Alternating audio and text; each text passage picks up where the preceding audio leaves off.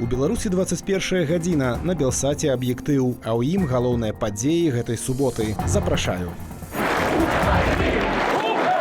Роўна год таму, 14 жніўня 2020 года, Цэнтр выбаркам Лідзіі Ярмошынай канчаткова зацвердзіў афіцыйныя вынікі выбараў прэзідэнта Беларусі. Паводле чыноўнікаў, яўка выбарцаў была амаль 85%. І перамог, паводле Цэнтра выбаркаму, Александр Лукашенко, якому налічылі 80% галасоў, а Святлане Ціханаўскай трохі больш за 10. Але гэтыя канчатковыя лічбы ад Лідзіі Ярмошынай, як і агучаныя ёй папярэднія вынікі чарговай перамогі Александра Лукашэнкі яшчэ 9 жніўня, беларускія грамадзяне не ўспрынялі за праўду. Па ўсёй Беларусі працягнуліся пратэсты супраць міліцэйскага садызму і супраць выбарчых фальсіфікацыяў, бо ў дзень галасавання людзі на свае вочы пабачылі, як ва ўсіх з'явілася надзея на палітычныя змены, кажа Віталь Цыганкоў. У дзень галасавання людзі прыйшлі на выбарчыя ўчасткі і ўпершыню ў жыцці ўбачылі чэргі.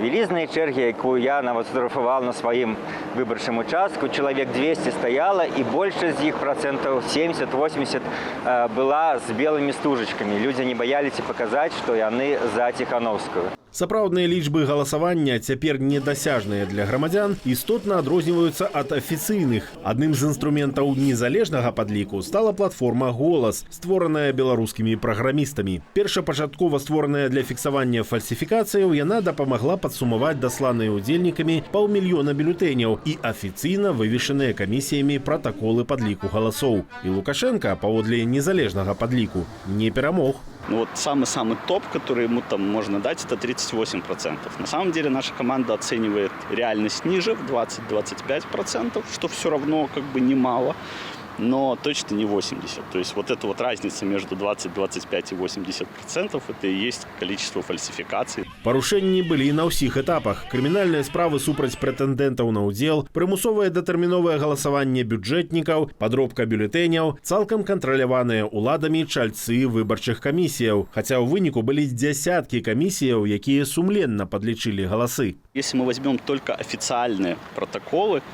по Минску и Минской области, вот официальные протоколы, вывешенные официальными комиссиями, то уже в них Тихановская набирает больше, чем то, что ей дал ЦИК по Минску и Минской области. Что значит, что результаты ЦИКа вообще никак не связаны и никак не коррелируют с официальными протоколами. Моцнае выбарчае парушэнне – забарона падрыхтаваным незалежным назіральнікам кантраляваць галасаванне і падлік галасоў. Мы создали потом агрегатор всех нарушений, которые существовали вот в период досрочного голосования и в период основного дня голосования.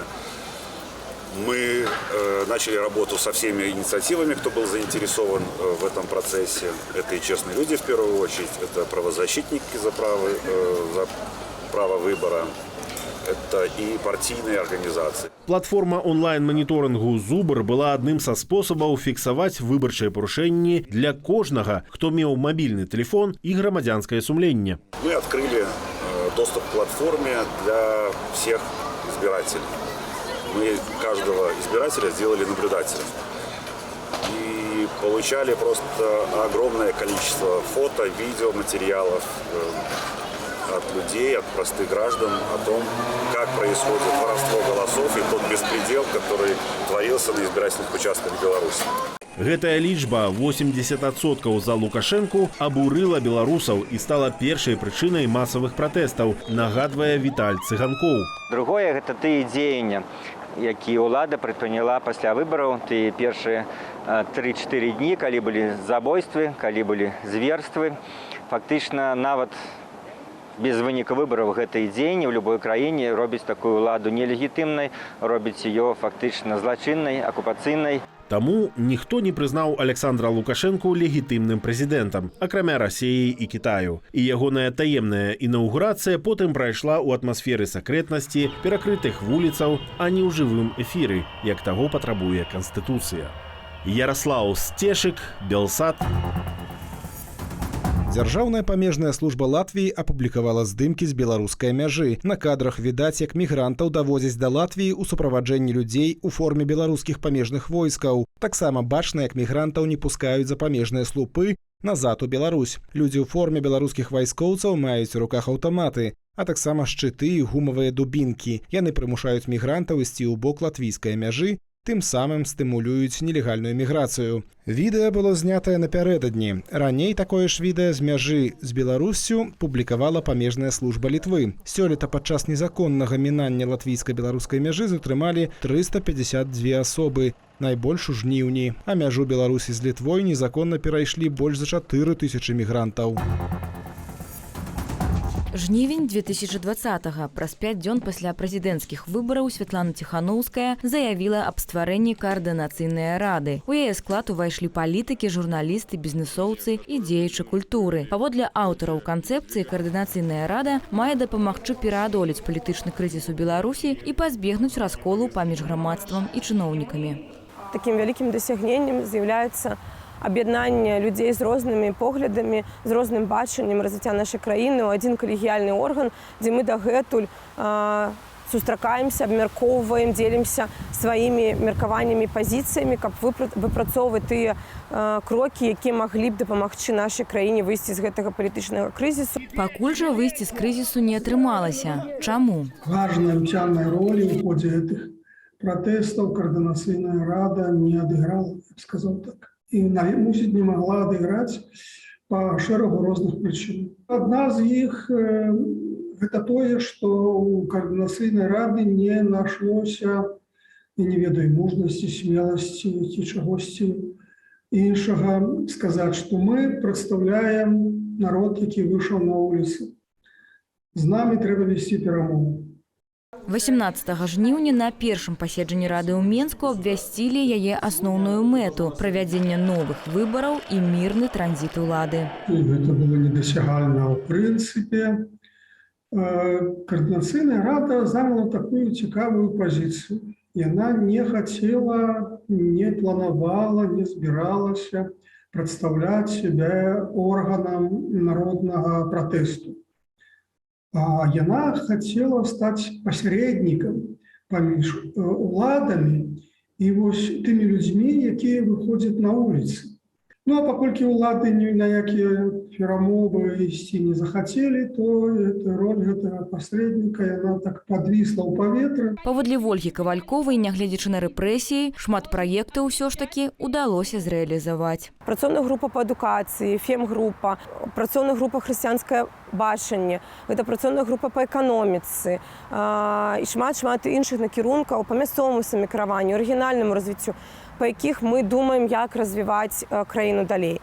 Раней Лукашенко заяўляў, што стварэнне каардынацыйнай рады – гэта спроба захопу ўлады з усімі выніковымі наступствамі. Супраць органу завялі крымінальную справу. Цяпер у закрытым рэжыме судзяць сябраў прэзідыуму каардынацыйнай рады Максіма Знака і Марыю Калеснікаву. Іншыя чальцы за мяжой. Катя Малей, Белсат.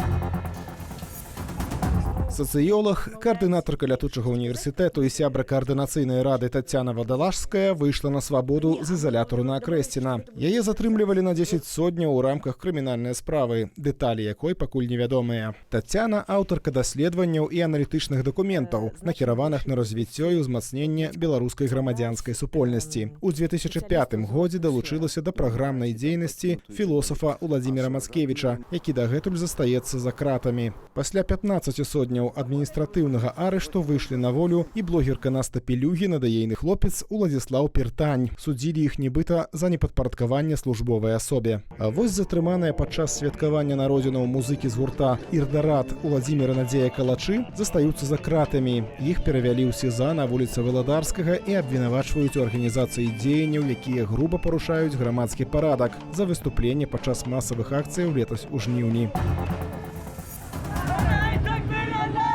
Усё новыя тэрыторыі ў Афганістане захопліваюць талібы. Сёння баевікі ўзялі пад кантроль галоўную радыёстанцыю Кандагару, другога паводле велічыні гораду краіны. Сам горад пад іхнай уладай ад пазаўчора. Прэзідэнт краіны выступіў са зваротам да нацыі. Наша любимая краіна Афганістан сутыкнулася з сур'ёзнай пагрозай, адсутнасцю бяспекі з нагоды навязанай нам вайны. Я інфармаваны пра сітуацыю ва ўсім Афганістане. У сваім звароце прэзідэнт Афганістану падзякаваў вайскоўцам, якія адчайна бароняць гарады ад Талібану. Аднак войска Афганістану не ў сілах доўга стрымліваць баевікоў. Многія вайскоўцы уцякаюць, пакідаючы зброю і тэхніку. Сотні тысяч мірных жыхароў уцякаюць у Кабул, але ці надоўга. Паводле амерыканскай выведкі, баевікі могуць захапіць сталіцу цягам 1-3 месяцаў. Пад кантролем баевікоў ужо больш чым палова адміністрацыйных цэнтраў, забітыя тысячы мірных жыхароў. Ситуация с бяспекай у городе пагаршаецца. Я живу тут 18 гадоў и хочу миру и стабильности. Боевые дзеянні павінныя спыніцца. Улады талібаў у Афганістане зрынулі Злучаныя Штаты. Гэта здарылася ў 2001 годзе, пасля тэрактаў 11 верасня. З тых часоў ЗША кантралявалі краіну, падтрымліваючы новую ўладу. Сёлета ж захоп тэрыторыяў талібамі адбываецца на фоне вываду амерыканскіх войскаў з Афганістану. Адмысловец у нееўрапейскіх цывілізацыях Яўген Красулін кажа, што прычына цяперашняй вайны сярод іншага ў тым, што ЗША не пазначылі для сябе, за што ваююць, і не здолелі матываваць сілы, з якімі супрацоўнічалі. Таксама тут можна казаць, што праблема метадалагічная. Гэта па-ранейшаму глядзяць на умоўны ўсход як на нешта чужое. Усход справа тонкая, і таму там вось гэтыя ўсе кляны, карупцыя, жорсткасць, гэта ўсё для іх натуральна, мы не мусім туды ўмешвацца. Сітуацыя ў Афганістане выходзіць з-пад кантролю, заявіў напярэдадні генеральны сакратар Арганізацыі Аб'яднаных Нацыяў Антоніо Гутэруш. ААН заклікае суседнія краіны адкрываць свае межы для ўцекачоў. А ці можа гэта справакаваць новы міграцыйны крызіс у той жа Еўропе? Калі не будзе ніякай вонкавай падтрымкі там арганізаваных калідораў і таму падобнае, яны хутчэй будуць, ну скажем так, некаторай праблемай, выклікам для суседніх краін. У першую чаргу гэта, канешне, тычыцца паўночных суседзяў Афганістану, гэта у першую чаргу Таджикістан, гэта Узбекістан. Напярэдадні баевікі захапілі сталіцу правінцыі Лагар, Пул і Алам, што ўсяго за 80 кіламетраў ад Кабулу. Таму ЗША пастанавілі часова вярнуць у сталіцу Афганістана сваіх вайскоўцаў. 3000 жаўнераў маюць забяспечыць эвакуацыю амерыканскіх дыпламатаў і тых афганцаў, якія супрацоўнічалі з Вашынгтонам. Надзея Беская, Белсат. Першы крок да вырашэння крызісу ў Венесуэле. На нейтральнай тэрыторыі ў сталіцы Мексікі Мехіко пачаліся перамовы паміж Николясом Мадурай і апазіцыяй, падчас якіх бакі абмяркоўваюць магчымасці адмены санкцыяў і правядзення новых выбараў. Неабходнасць перамоваў узнікла ў выніку працяглага палітычнага і эканамічнага крызісу ў Венесуэле. Першыя вынікі сустрэчы маюць з'явіцца ў панядзелак. Мы ўжо ведаем, наколькі можа змяніцца будучыня. Наша задача сёння знайсці агульныя кропкі, якія прынеслі бы народу Венесуэлы шчасце і дабрабыт. Гэта не першая спроба перамоваў паміж рэжымам і апазіцыяй. Сустрэчы 3- і 2-гадовай даўніны не вырашылі спрэчкі паміж Николясом Мадура і лідарам апазіцыі Хуанам Гуайдо. Апошняга больш за 50 краінаў прызнаюць часовым прэзідэнтам. Мадура, які застаецца ва ўладзе і лічыцца пераемнікам Уго Чавеса, абапіраецца на Расію, Кубу і Кітай.